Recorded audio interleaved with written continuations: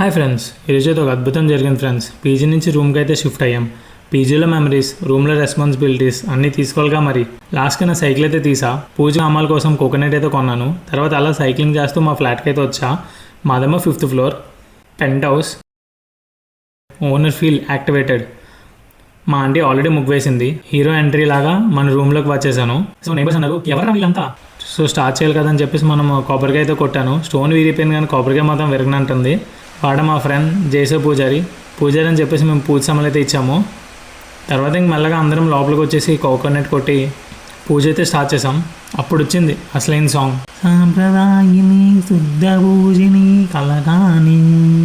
Song బలపదయ్యాం అనుకోకండి. Next పాలైతే పొంగిచ్చాలి కదా మరి అని చెప్పి 1 2 3 మూడైతే పొంగిస్తాం.